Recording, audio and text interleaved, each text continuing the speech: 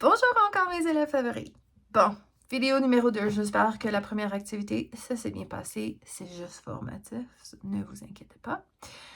Alors, j'espère que vous avez votre Bible de sciences, Science Guidebook, ouverte à la page, je pense c'est 14, mais vous pouvez vérifier là où j'ai les instructions de comment faire un graphique à la main. Alors, cette vidéo va être un petit peu plus long. Puis, je vais vraiment essayer de toucher à tous les points clés. Je veux que vous ayez un crayon en main parce que vous allez certainement prendre des notes et ajouter à la page 14 parce que pas toute l'information est à la page 14. Puis, ça va être utile pour vous autres.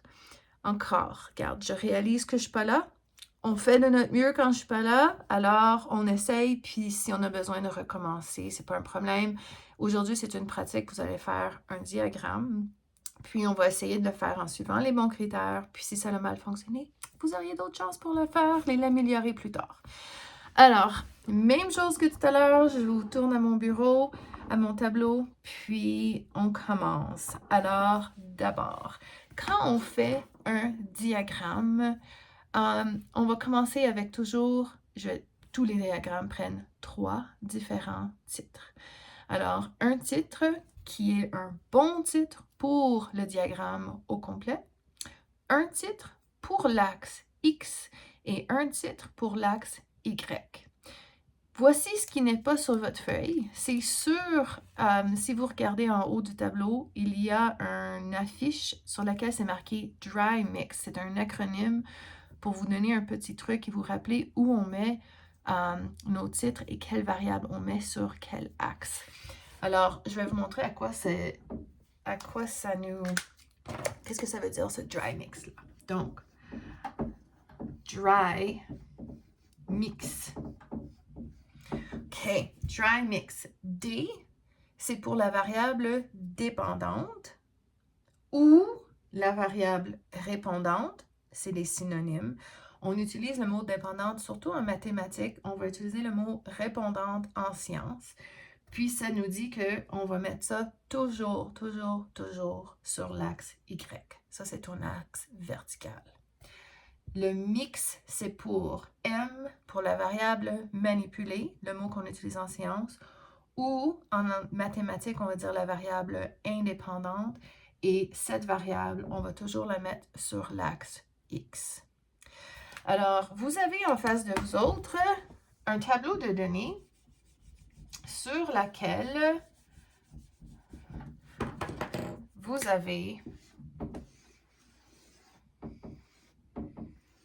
un titre ici, A et B. Les titres dans les tableaux de données représentent soit la variable manipulée ou la variable répondante. Si tu regardes à la page précédente de ta Bible, tu vas voir dans un tableau de données, on va toujours mettre la variable manipulée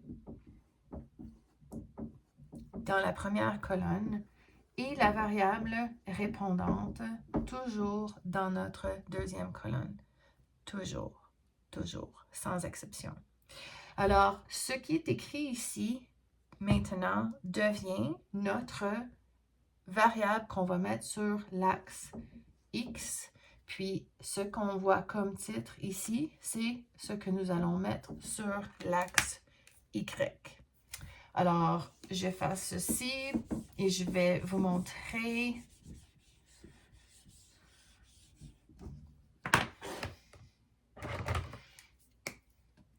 Alors, voici votre graphique. N'oubliez pas, l'intersection ici va toujours être 0, 0. Ceci est mon axe X. Donc, le titre qu'on a dans notre table, c'est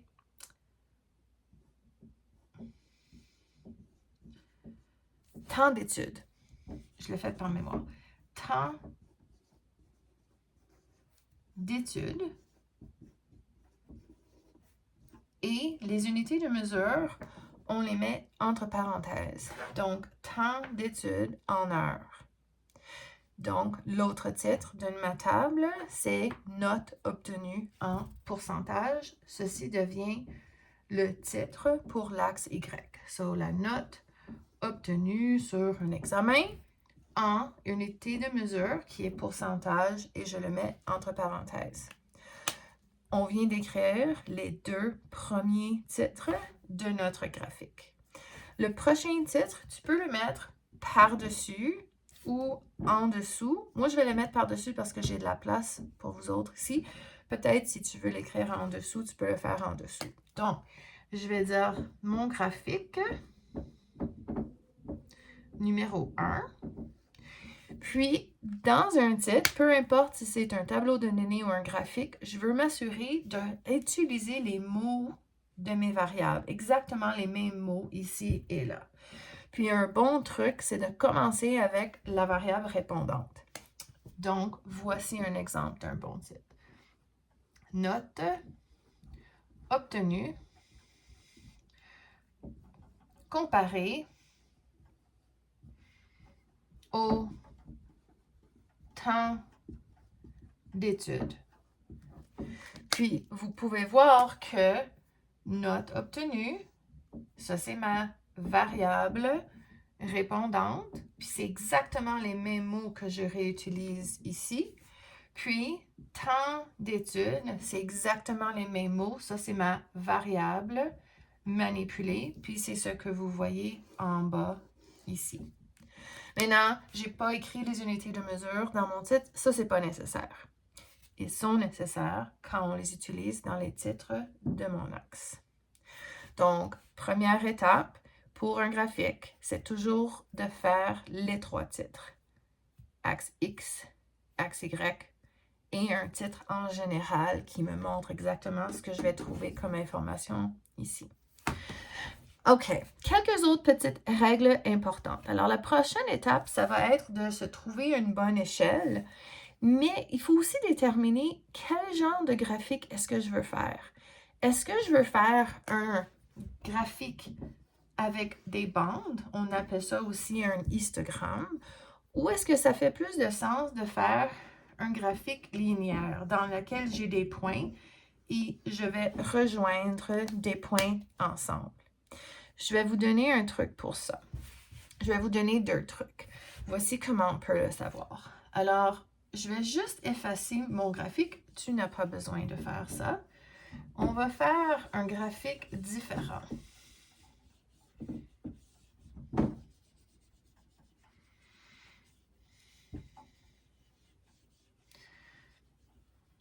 OK. On va faire un petit jeu le fun. Imaginez que je suis là, puis je vais essayer de prédire, voir si j'ai raison. Moi, j'aimerais savoir combien de personnes dans la classe ont un chien. Je compte les mains levées. Levez vos mains. Je vais compter. 6. Alors, chien. 6 personnes dans la classe ont un chien. 1, 2, 3, 4, 5, 6. OK. Parfait. Levez votre main si vous avez un chat dans la maison. Tout le monde a levé ses mains? OK. J'en ai compté 4. 4 personnes ont un chat à la maison. Chat. Lève ta main si tu as un poisson. Poisson. J'en ai juste compté 3. C'est pas très populaire, les poissons. 3 poissons. Et combien de personnes n'ont aucun animal à la maison? C'est tes frères et sœurs, ça compte pas. 8. OK, 8. Ici, aucun. Ça s'appelle un histogramme. Les données sont représentées par des bandes, puis il y a de l'espace entre les bandes. L'espace devrait être égal aussi. Alors, voici mon petit truc. Si je suis capable de faire un diagramme comme ceci, c'est parce que il n'y a pas de valeur possible entre chien et chat. Par exemple, si je pose la question, est-ce que quelqu'un a à la maison quelque chose qui est comme entre un chien et un chat? Ça fait pas de sens. Est-ce que vous avez quelque chose entre un poisson et un chat? Un poisson et pas d'animaux? c'est impossible. Par exemple, si c'était possible, j'aurais pu faire des points. Et là, j'aurais pu connecter les lignes.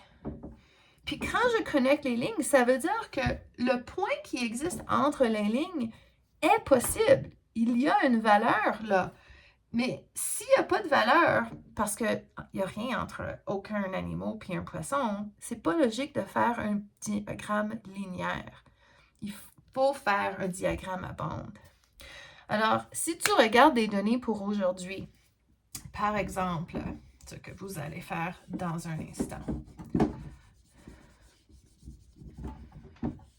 J'ai hâte de savoir aussi si j'ai bien deviné les nombres de personnes qui ont des chiens et des chats. Alors, pour ce que vous allez faire aujourd'hui, on a des heures d'études. Mettons 2, 4, 6, 8, 10 heures d'études. Well, quelqu'un qui étudie pendant 2 heures, là j'oublie c'est quoi la valeur, mais imaginons qu'eux autres ont eu 60% sur un test. Quelqu'un qui a étudié pendant 4 heures aurait eu peut-être 98. Mettons ça c'est ici. Ça serait 100. 98%. Alors, je peux rejoindre des points qui ont été mesurés par une ligne. Puis maintenant, si je te pose la question, est-ce qu'il y a une valeur possible entre 2 heures et 4 heures? Est-ce que ça serait possible que quelqu'un aurait étudié pendant 3 heures, puis peut-être qu'eux autres auraient eu une moyenne entre 60 et 100%? La réponse est oui. Donc, pour cette raison, c'est logique de faire un diagramme linéaire. Alors, aujourd'hui, vous allez faire un diagramme avec des points et vous allez rejoindre les points ensemble. Diagramme linéaire. Maintenant, une erreur que je vois souvent, c'est que les élèves aiment rejoindre toujours. Ils pensent que tous les diagrammes commencent à 0, 0, puis ils viennent rejoindre le dernier point ici. Si on n'a pas mesuré 0, 0, ça veut dire que dans ton tableau de données, si ce n'est pas marqué 0, 0, tu ne vas jamais venir faire ça. Ne pas ajouter cette ligne. Parce que des fois, la tendance qu'on observe fait une ligne comme ceci, par exemple. Ça serait vraiment pas logique de venir connecter les points ici. Cette ligne-là n'a pas de sens. On fait juste connecter les points mesurés. OK. Alors maintenant qu'on sait quel genre de diagramme qu'on va faire, la prochaine étape qui est vraiment importante pour nous, c'est d'être capable d'établir une échelle. Alors, vous avez un tableau, une grille que je vous ai donnée. Puis moi, ce que je veux voir, c'est que vous remplissez le tableau le plus que possible. Je ne veux pas que toutes tes données soient ici, puis que ton graphique soit là, puis que ça soit fini. Ça ne sert strictement à rien de faire ça. Je veux que ça remplisse la majorité de la page. Alors, il va falloir choisir des bonnes échelles. Vous avez des lignes qui sont déjà prédéterminées et l'espace entre chaque ligne est égal. Bon, je le fais de le mieux que je peux ici. Quand vous allez choisir d'une ligne à l'autre, ou tu peux faire 2 lignes à la fois, le bond que tu vas faire, la valeur entre chaque bond doit être égale. Par exemple, si je décide que 2 bonds est égal à 5, c'est obligé que mon prochain 2 bonds doit être une valeur aussi de 5. Donc, ici, ça serait 10.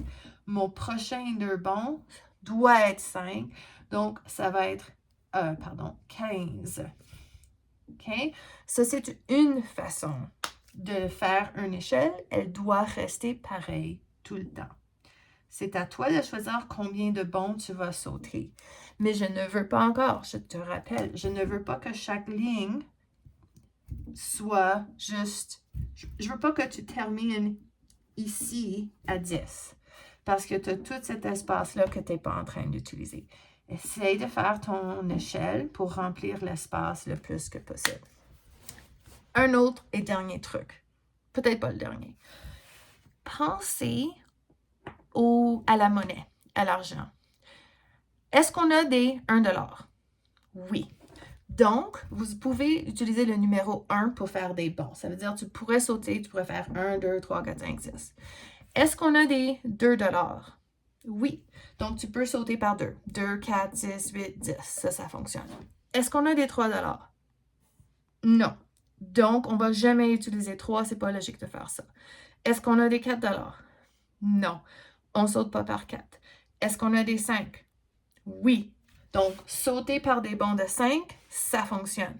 6, non. 7, non. 8, non. 9, non. 10, oui. Donc, tu peux sauter par 10. Tu peux sauter par 20. On n'a pas des dollars de 25, mais on a des 25 sous. Donc, sauter par 25 aussi, ça va. 50, 100, 1000. Donc, ceci, c'est des valeurs logiques. N'utilise pas des nombres bizarres, surtout pas comme un 7 ou de sauter par 21. Ça ne fonctionne pas.